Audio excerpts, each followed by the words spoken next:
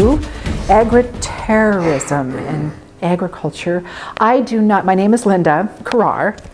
I do not work for the Department of Homeland Security. People have been kidding me about, well, we've got the bureaucrats here, and I do not. I work for the Center of Excellence for Homeland Security Emergency Management, which is, and you have the centers brochure there in front of you. There's 10 of us.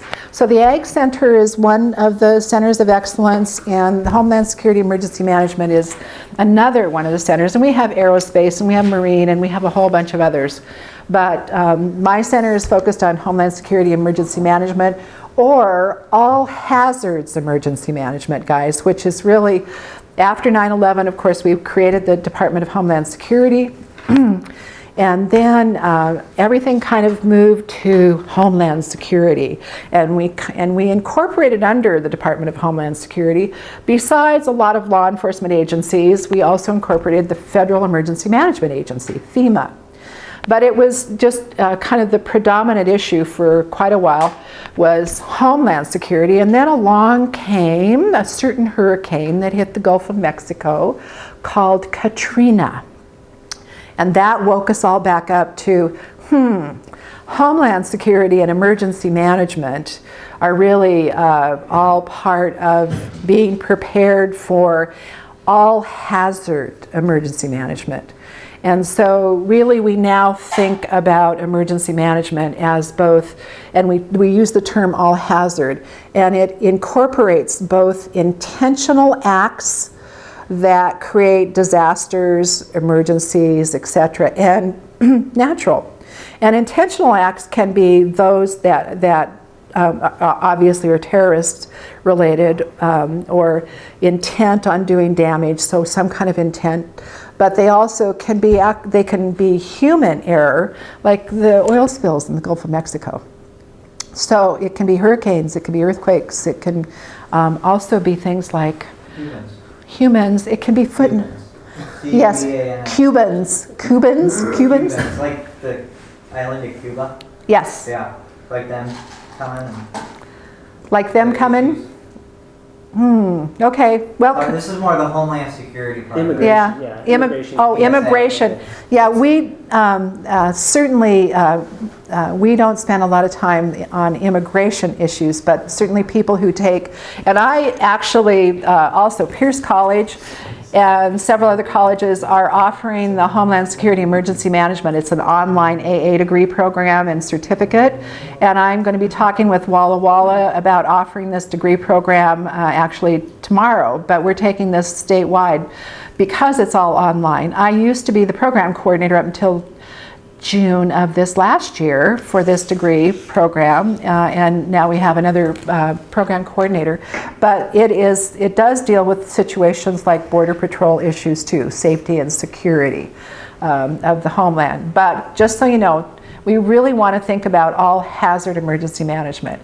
And prior to my work with the Center of Excellence and being a faculty in the degree program, I also was with the Emergency Management Agency for the state, which is located in Tacoma and at Camp Murray on Joint Base Lewis McChord. And prior to that, I was with the Department of Agriculture for 11 years. And actually started working on dealing with agri-terrorism and emergencies related to agriculture. And part of how that happened, most of you may remember, do you remember the mad cow that we had in Mabton? Does everybody kind of remember that? That was on my watch at agriculture. I was the deputy director then, and when we had that little issue with the mad cow that just had a prion. It was not a contagious disease, but it stopped business, and it was right before Christmas. We call it the cow that stole Christmas and New Year's and Valentine's Day and Easter, and it went on for several months. And so what we found out from that is, fortunately, it was not a contagious disease, but it literally shut down this state from exporting to most of our Asian markets. And even today, after many years, we still have not totally recovered from the fact that people said, we're not buying beef from you, because the perception, so it doesn't actually have to be a real threat, the perception of a threat economically impacted us seriously as a state. So one of the reasons that you've got these two, where are my maps? These two maps is to talk to you about why agriculture is so important, and that being prepared for any kind of an emergency in this country is important, because we are still the #1 driver in this country and in this state in our economy. Agriculture and the secondary and tertiary industries related to agriculture employs thousands of people and brings in millions of dollars for this state and for this country. So if you're Al-Qaeda and you want to bring down the United States of America, and how you want to do that, the easiest way, there's actually two. There's two different kinds. So you have to read on, Just figured that one out. Yeah, so you attack where we're most vulnerable, you attack our economy, and that's what Al-Qaeda said that it intended on doing for the United States. It wants to bring us to our knees. Attacking agriculture is one of the ways that they can readily do that. And it's actually one of the 13 planning scenarios for that we practice in this country related to the Department of Homeland Security. So we do exercises related to how that could happen. So that's a little bit about me, and I'm going to then turn it over to my co-trainer here. Hi, Bill? everybody. I'm Bill Eller. I also do not work for the federal government. I work for the Washington State Conservation Commission. I'm a regional manager for the commission. And I've been with the commission for about 7 years. Prior to that, I was a deputy prosecuting attorney in Yakima County. And I did a lot of things at the county that got me into Homeland Security, emergency management stuff, and I've continued doing that when I switched gears, working with the Conservation Commission. So I have a master's degree in security studies, Homeland Security, and I wrote my master's thesis on how to get conservation districts involved, rural areas, rural America involved in emergency management issues, Homeland Security issues, that sort of thing. Because believe it or not, there are a lot of folks, especially on the federal level, who don't have a very good understanding or idea of what we do out in the real world, as I call it, I guess. What you guys do on a daily basis and how you might be part of this Homeland Security endeavor that Linda was talking about. So that's a little bit about me. And as we go through we have a presentation, but I would much rather, if you guys have any issues or concerns or thoughts on what you'd like to know about, where we can go and discuss things, we can go that route as well. I think the information in our presentation is really important, but whatever you guys bring to the table, we can talk about as well. So why don't we go around the room, and I think we're looking for who you are, if you're a student, faculty, or... how you're involved in agriculture, and if there's anything burning issue that you want to make sure that we cover. Exactly. Start with me. Kevin Boyd, grew up on a hay farm, currently a student here at the college, plant science major, and here to learn. Anything burning question? Not currently, no. We'll see how it is. Yeah, we'll see how you are at the end of the... Paul Carter, WSU Extension, faculty level. Recent degrees in precision agriculture and remote. Great. No burning desire. And WSU guys is a really good resource on this subject as well, too. They've got help that they do. My name is Aaron Newell. I'm a student here at Walla. Grew up around farms and stuff, and just here to learn. Very good. My name is Will Babish. I grew up right about there in the middle of Klickitat County on hay, cattle, and wheat, so a wide variety of background and irrigated. I am a student here doing a wide variety of stuff over the ag building, whatever you call it, and just teach and learn. Thank you. I'm Joseph Moyans, I'm a student here. I grew up farming up in Sunset, Washington. Up on the northern end of the Palouse is what I would consider it. You know, you have an idea where that is. St. John, Colfax, yeah. Not north of that, out there by Thornton. And got my name, got what I was, what I'm doing. Is there something else I was supposed to say? Is there any burning issue? Not the noxious weed issue. What is a noxious weed and what is not? All right, well, we've got the guy that can help answer that. Obnoxious and Noxious weed versus not considered by the state noxious. Yeah, and we can actually, we can even Google that. So, Chris Brown, and I'm a farmer here in the Walla Valley, and here in Walla. Don't have any real specific questions. what do you farm, Chris? Wheat mostly. Wheat mostly? Wheat, beans, carbs. Okay, any animals? No. Okay, thank you. Thomas McBurkham. I come off the dairy outfit, and I'm a student here. Thanks, Thomas. Max Rathersdam, just a student. I don't really have any burning questions. Okay. Is there any particular focus or area that you're looking at going into, or? My family has a farm. Oh, in, good, okay. Like George Quincy area. Oh, okay. So, All right. My name is Travis Wilder, born and raised right here in Walla. Grew up on a farm here. Served time in the military. I am currently taking the Watershed Ecology and Water Resources program here at Community College. Excellent. Excellent. So, all right. And would you like to join us, sir? Or? just checking on the cameras. Oh, okay. So, I do have one burning issue, alrighty. soil quality Soil quality and in cropland production.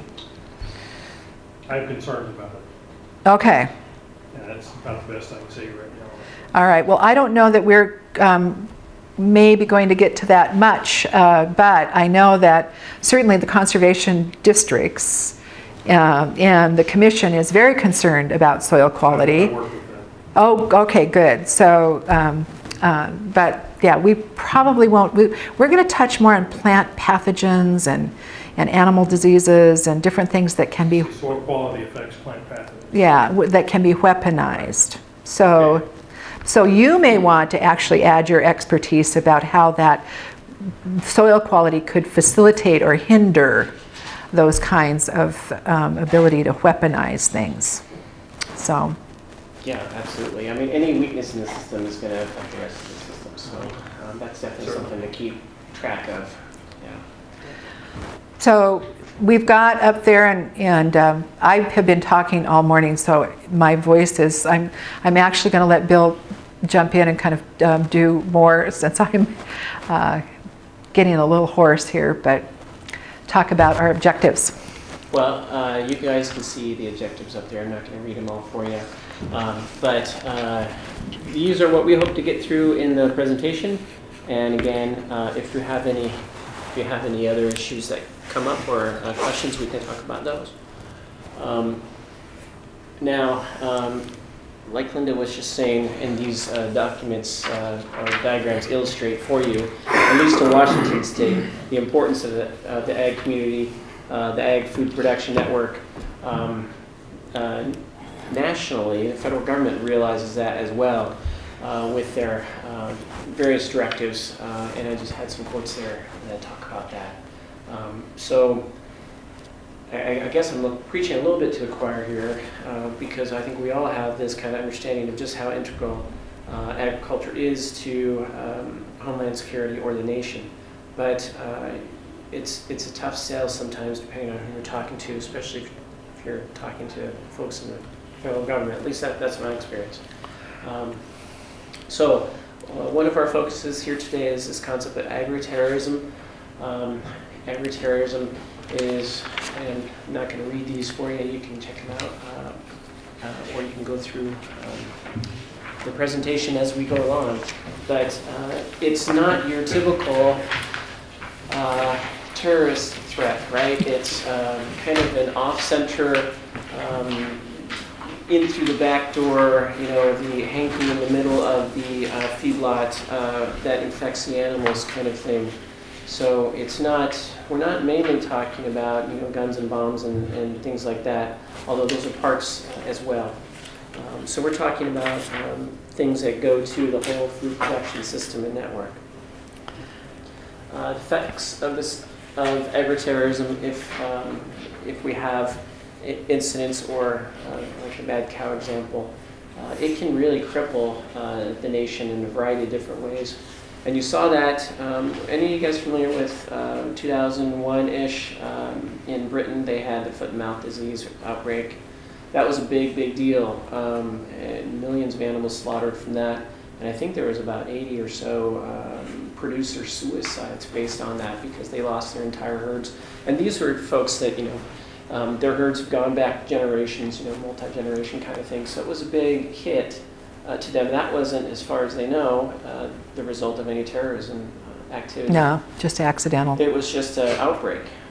So the effects widespread in lots of different ways, I guess. And I'll just throw in some stats here, guys, on kind of the importance of agriculture. Nationally, $1.3 trillion industry. This is why we are vulnerable to get hit.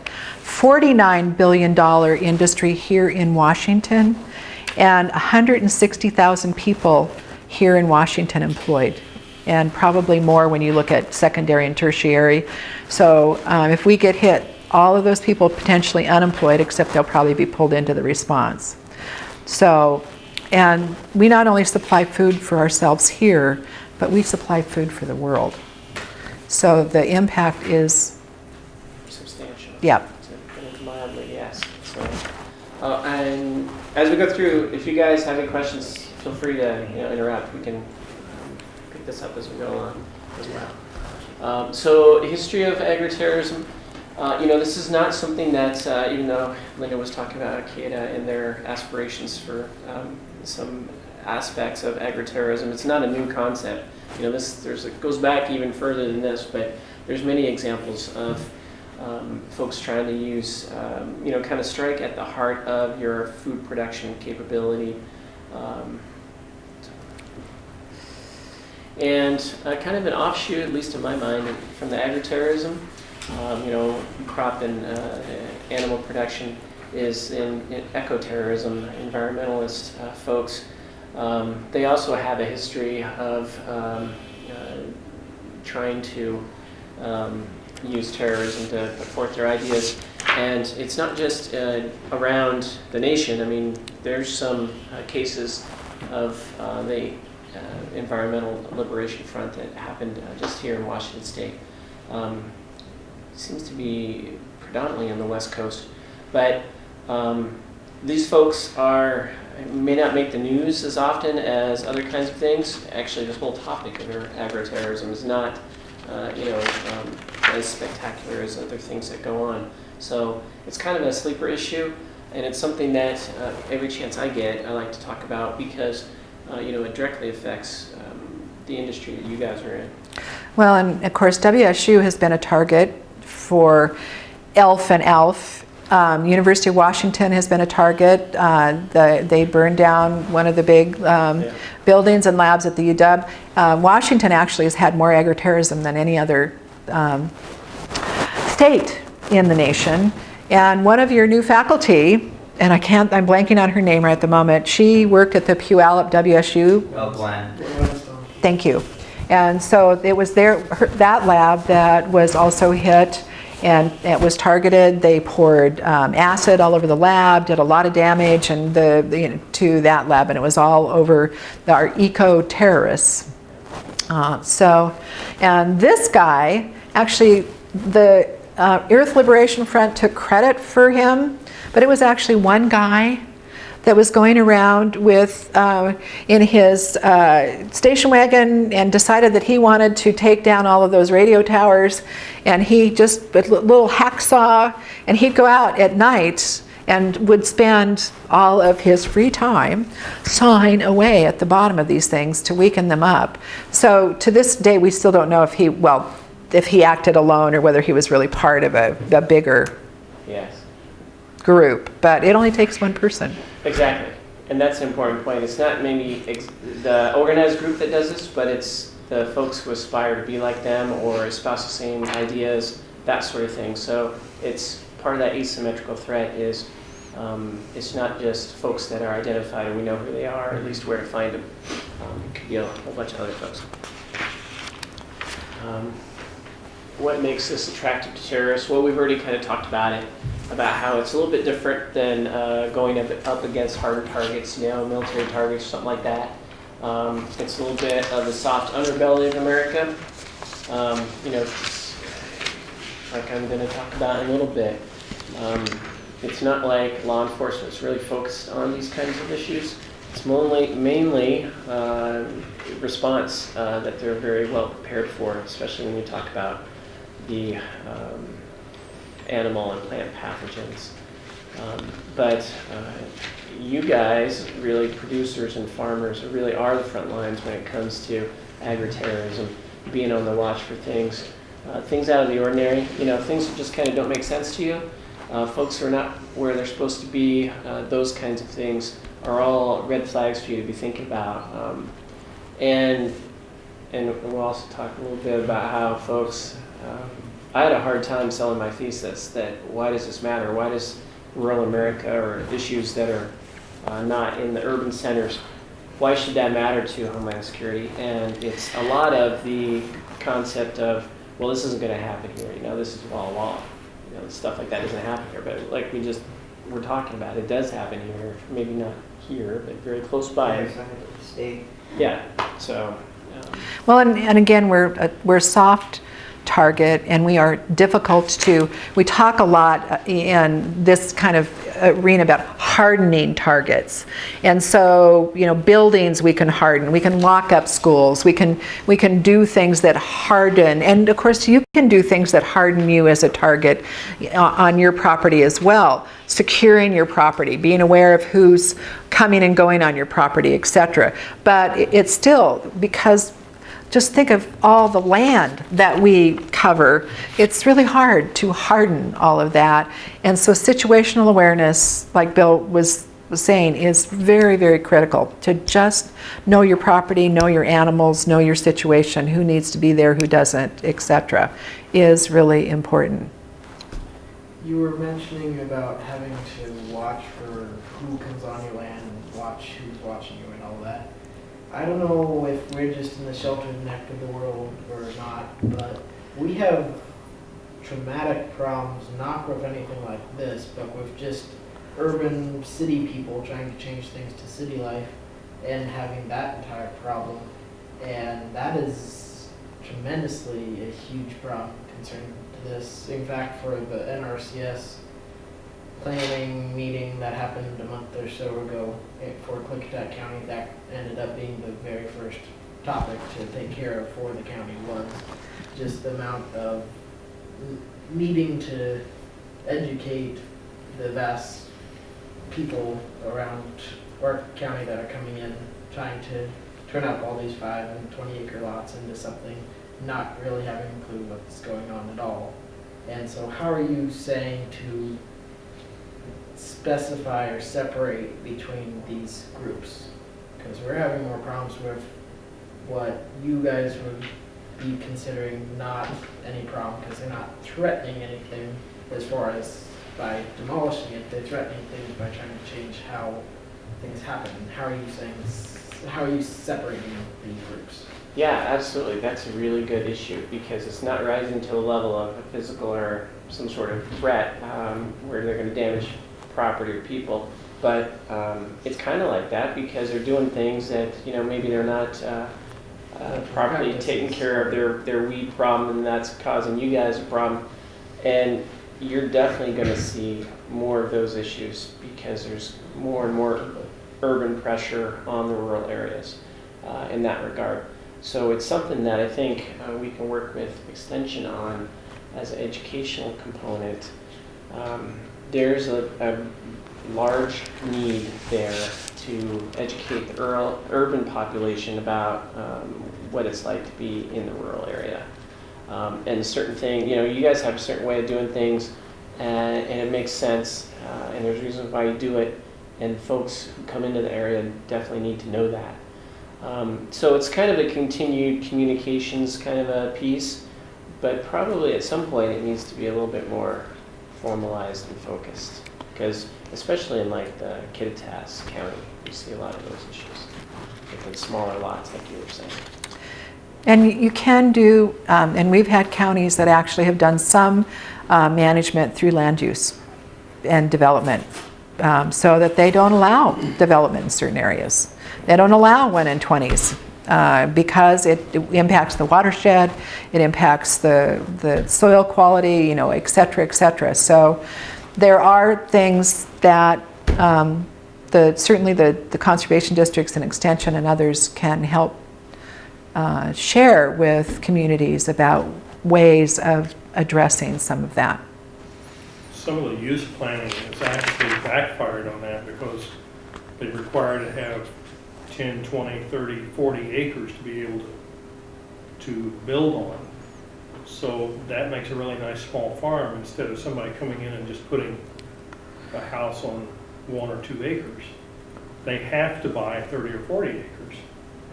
And all of a sudden, It's a good example. changes all that. So It's a very good example. Some of the land use planning is actually Yeah. counterproductive on that. Now, just to kind of roll back to some of the vulnerability threat issues related to kind of emergency disaster and Homeland Security we now have a growing number of people going back to small farms. We've actually had I've had people this morning in our classes that have gone back to their family farms and are rejuvenating them, or particularly in the urban areas, because if you'll notice on these maps, guys, agriculture is alive and well in King County, and believe it or not, agriculture is alive and well in Seattle.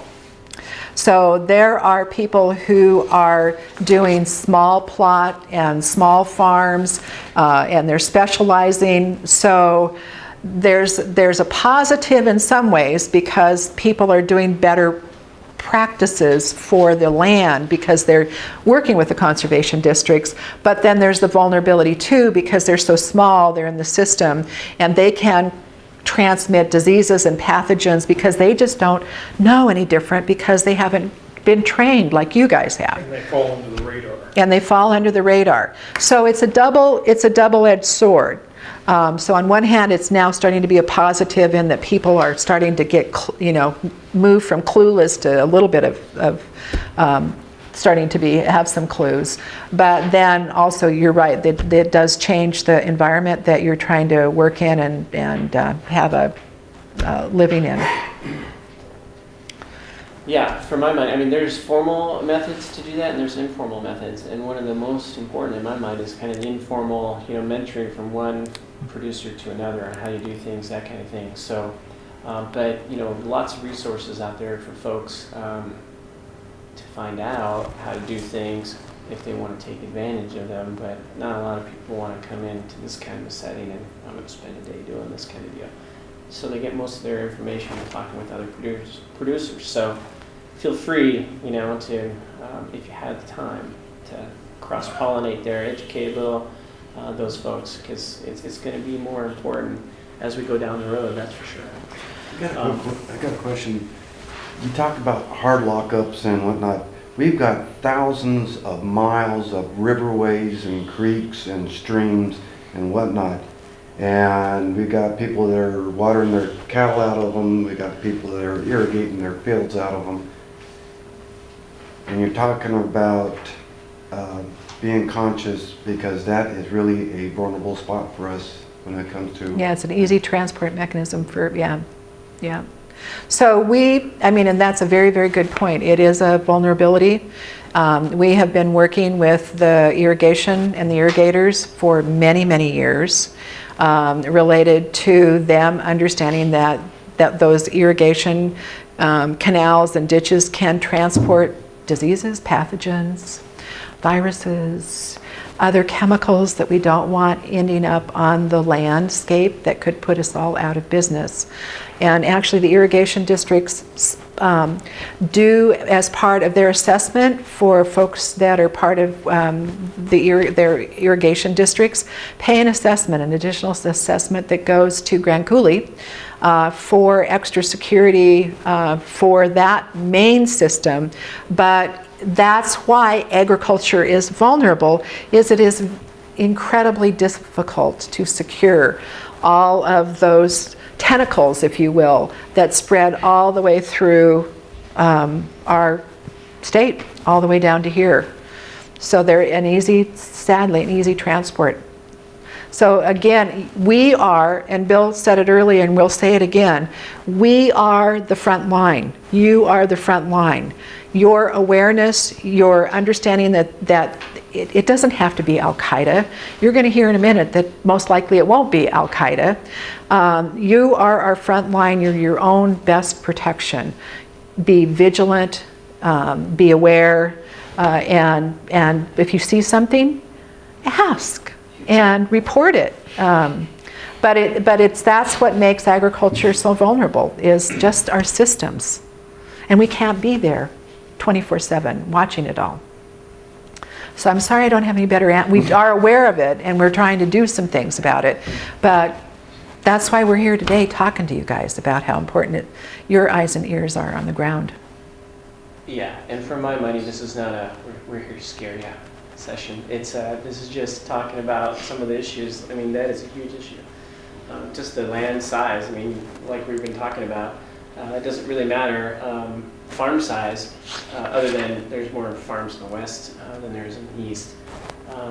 But you have just as many small farms as you have large farms. So it goes back to that 20-acre deal too. Not only on the, like we've been talking about the full-on terrorism efforts, but just not managing your weeds. That causes problems for the neighbor. Your manure. Yeah, there's a whole range Yeah. of stuff that we're talking Yeah, we have more horses in this state than we have cows. On the west side particularly. And so, yeah, we have a lot of urban manure issues. Yes, there's a lot of under the radar kind of things. Yeah. When you talk about the urban interface with the rural, especially over in the King County, the west side of the state, that folks are not really thinking of. Okay. So getting back to this whole concept of you guys are first line of defense, it's because we're talking about local law enforcement trying to help you guys out in this effort, and they're really overtaxed, because large land mass, they have small departments. Some of them do better than others when it comes to knowing what you guys do and how you do it. But it's also, part of that is that communication as well. You should have really good relations, or you probably are, with your fire department, with your fire district folks, with your law enforcement. Some of those things are really important to have, beforehand, before anything goes bad, you know where those things are. Yes, so my last point on that slide was it can't happen here. That's what a lot of folks think, this is not going to happen. We've already talked about how it does happen. And this slide just shows that, especially when you talk about eco-terrorism folks, they live really close to where they commit the crime, the act of terrorism. So like that guy who runs to Homeland, he lives right there. He just didn't like cell towers. Well, and this was something that Bill brought in the slide presentation that I actually did not know. So this was very interesting. I did not know that it was There's a lot more. You can delve really far into this, but they had that example down there with the Portland 6 where the guys were in Klickitat County and they were practicing with their weapons, and that's how the law enforcement came up to them and say, hey, what are you guys doing? And it led to this terrorism cell being discovered down there. Out in the middle of nowhere, firing range they had created. So you might see that sort of activity here. You just never know. That's pretty overt, but it could be just someone in the wrong place at the wrong time that is fishy. So there's a lot more, and at the end of this presentation we have a lot of links that you can look at, and not the least of which is the Extension Service. For more information on all this stuff, kind of with hardening targets, what to look for, that kind of thing, because all that's way too much to go into right now. Plant animal pathogens, there's a variety of things that you may or may not be aware of, and this is definitely not my strong suit, the science part. I would definitely refer to Extension and other experts on that. But there's a lot of things that could affect crop, and they have been used as weapons in the past. So it's not like, this is new stuff. Animal pathogens, we've already talked about foot and mouth disease. Avian flu is a big one. These are ongoing in different parts of the world. You can go on the internet and there's active maps that will show you outbreak numbers for these two different parts of the world in real time, so you can see how things look. And Dave, one of our co-patriots in this effort, always talks about all it takes is just that one, hanky or infected boot to come over from one of these places, South Korea, Japan, or China, and bring it with them here. So it's, we're that far away, which is not very far when you talk about a 3-hour flight, or 5 hours, I guess, maybe. But again, it's just something to be thinking about and looking for when you talk about, in particular, animal populations. And this is, foot and mouth is one of our 13 terror planning scenarios that we actually do practice around the country. And several years ago, now it's been I think 7 years ago, God, time flies when you're having fun. I was actually, when I was at the Department of Agriculture, involved with the FBI in bringing a week-long agritourism conference here to Washington. And as part of that agritourism conference, we actually did exercises, and we did a foot and mouth exercise on a dairy up in northern Snohomish County, and did the full suit up and everything, because the concern is foot and mouth could be introduced accidentally or intentionally.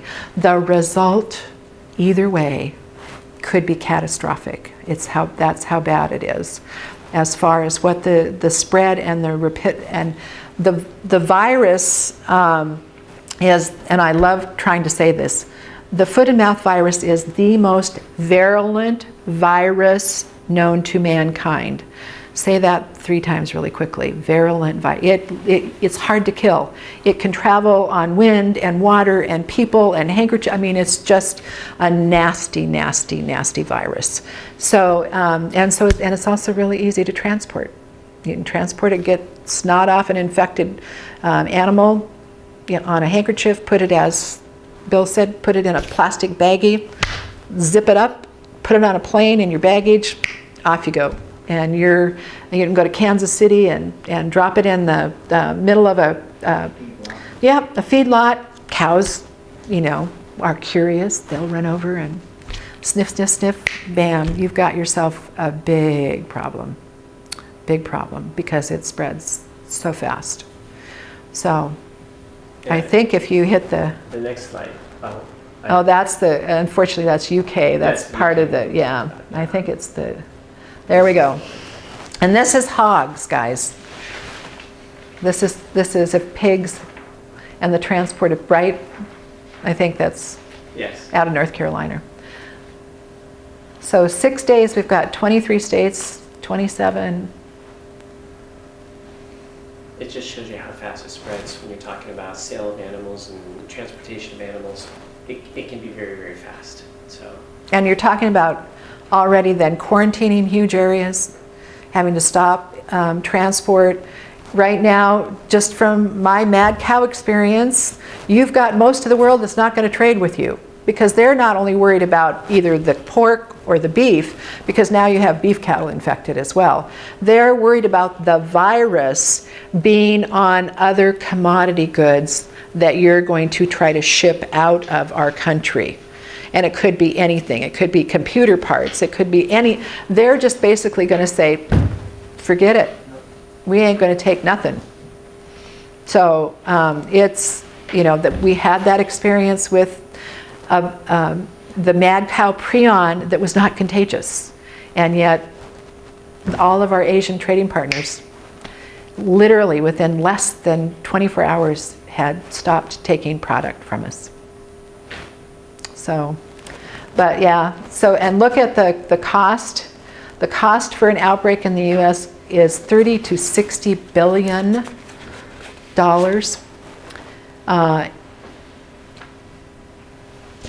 And It's a lot of money. So, yeah, unfortunately, it's not just foot and mouth, right? It's a whole bunch of other nasty stuff. Maybe not as contagious, but stuff that is out there to worry about. Response efforts.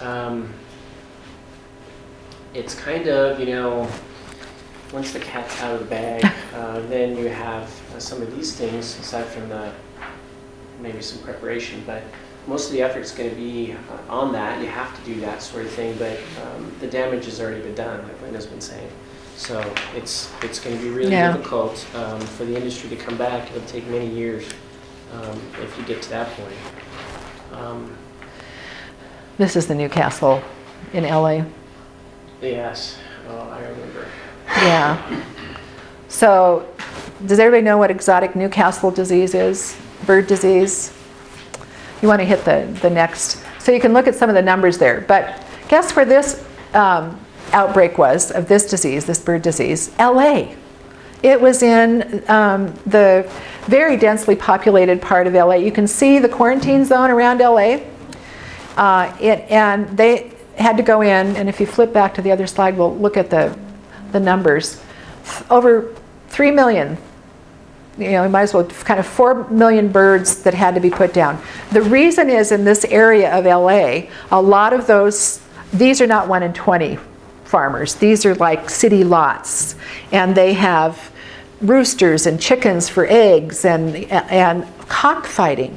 So guess what we found out was spreading what brought the disease to the area was cockfighting that was brought up from and the whole west coast and down into Mexico. And it was the cocks that had the disease and were spreading it into these areas. But so almost 4 million birds put down. And the number of quarantine premises, when we talk quarantine, you don't get to move. The city shuts down, folks. If you're a dairy farmer, your product, your milk doesn't leave, your milk does not leave the farm. You have to throw it away because you can't get it out, because you can't necessarily cross the quarantine zones. And so 46,000 square miles, 11 months, over 1,000 responders, and $160,000, all because of cockfights. Now, granted, it could have been, you know, other things, but that's something that was a disaster that was not intentional. Nobody intended to do that, but the cost of the response and the cleanup was just horrendous. Do you guys think we have cockfighting here? Probably somewhere. We do. We do. I prosecuted a number of those cases over in Yakima County when I was a prosecutor.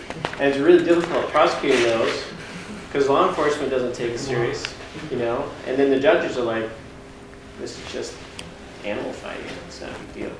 Well, it's a big deal when it gets to this point, you know? So, yeah, it's those little things. Yeah, so we already talked about this. If you see one of these kind of outbreaks, most, if not all, the animals are going to have to be Depopulated. depopulated. Yes, to put it. Yeah, we don't call it slaughtering, and we don't I won't say. I first learned the term depopulate thanks to our Mabden mad cow, and we had to depopulate her and her calf.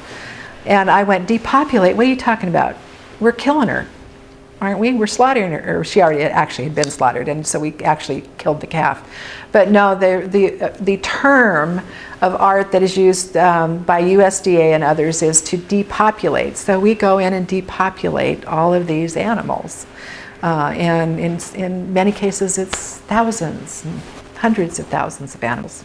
Yeah, and that brings up a good point, which is, slaughter, depopulate. There's a term there that some folks will be okay with, and other folks won't be. So there's a big PR thing too with this going on. If it were to happen in America, I think that's going to affect the industry. So some tips: recognize, avoid, isolate, notify. Things for you guys to think about. And it's not just, we've been focusing on the animals, but it's also plant pathogens as well. So, it's a little bit of an education process for you to maintain that knowledge of what to avoid, but it's well worth the effort.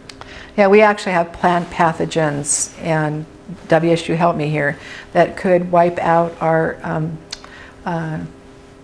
tree industry, fir trees that could be introduced. And that has been of a concern. So, Well, even the ones that are not supposed to be bad, like the one that was down in Oregon, GMO stuff, right? Just look at how much bad press that got when that became an issue for folks, because there's a whole bunch of people out there who have an issue with GMO stuff. So, and When they get their hands on stuff like that, yeah, that's so, it. Good luck at prices. yeah, Need to tell them that they're genetically modified too. we're all genetically. yeah, we've been doing that for eons. So again, points to look for, things to look for when you talk about if you might have an event on your hands. Hazards to avoid. Always use that personal protective equipment. You don't want to be the vector. You don't want Yeah, to be the vector, the carrier. carries the pathogen somewhere else. So when you begin to suspect something like that, know who to call. I think the state vet usually gets calls from local vets when it's an animal problem. I think that's fine. They have a network there that works. I think it's a good system. You can call law enforcement, you can call fire department. Any of those emergency response entities will be able to start a process that will get the right folks involved. But it's a difficult thing, to get that whole big process moving, I think, unless you know what you're looking for. Other things to consider, limiting your exposure. That's what folks are going to look like when they come in to do work on a contaminated property. And some of these pathogens are zoonotic, so they can be transmitted from animals to humans and back again. H1N1 and H5N1 being one of the things that we worry about. And obviously our experience H1N1 this season.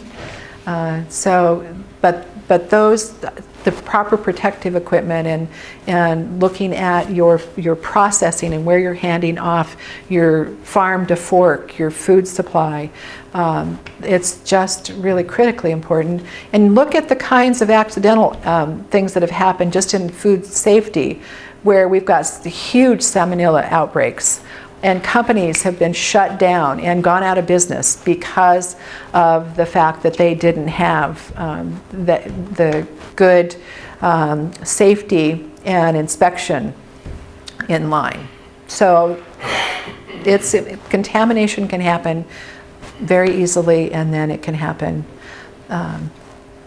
intentionally by others. Yes, and along those lines, kind of how do you figure all this stuff out? Where do you go for assistance or education and response? And well, I threw this slide in because the folks I work with at the conservation districts, but they are definitely a good local source for you to go to get at least started on some of this information. And not only can they help you with what might be some good practices to use, but they can also help you with grant programs and other things, because some of those outbreaks were the result of folks using outdated equipment, repurposed equipment, things that, had they done a little effort, they maybe could have improved those systems to the degree where they wouldn't have a contamination event happen on their property. Kind of another slide of mine that I threw into the presentation about districts is they have a lot of local technical expertise. They can do the farm plans for you guys, and they work well with others, and they're non-regulatory. So they're kind of not necessarily a barrier, but they're a entity that stands between you and the regulator when it comes to these kinds of things. So they're there just to help, and they're only there at your invitation. So they're a good source, non-regulatory source for information for you. In livestock, the pathogens that may affect livestock and fowl, is the reason that they burn them, does it kill all the pathogens, or is there something resistant to burning? Like with foot and mouth, that particular virus, the only way that you can kill it is to kill the host, depopulate the host. And so that is unfortunately why you end up burying or burning the carcass. Western Washington, burying is not an option, and because we get into our groundwater and then we contaminate groundwater. So it's, none of those solutions, but often it is what is most expedient to deal with. With the H1N1 or the H5N1 virus, again, it's containment and quarantine. And I don't know if folks remember that there was an outbreak in British Columbia right on the border next to Bellingham. Huge outbreak with several poultry producers. And they had, to contain that, they depopulated several million birds. What happened in that was that they treated them like a toxic substance. So the area was quarantined, the birds were depopulated, they could not be buried on site because of the groundwater issues or burned because of air quality issues. So they needed to be transported to a toxic cleanup site. So they actually were treated like a hazardous material. And in the process of transporting them, they were put in bags, plastic bags, sealed. They started to, the birds of course started to deteriorate, a lot of liquid. The bags did not hold. They were put into semi-trucks and they were headed off to the toxic site, the dump site, where they were going to put the birds, this contaminated material. And guess what was happening out the back of the transport as it went down the highway? All of that liquid and juices was leaking. So we contaminated a huge area. And they figured it out, fortunately, very quickly. But again, it was not watching your vector control and just, thank goodness, I mean, we still killed millions of birds. And that industry up there took a huge hit. And it got really close to our borders, guys.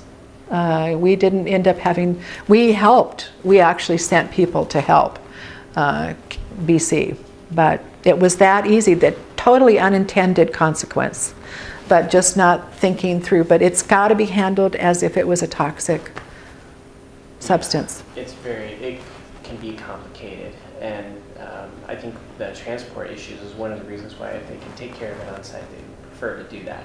But it just depends. There's all kinds of issues with whatever pathogen you're talking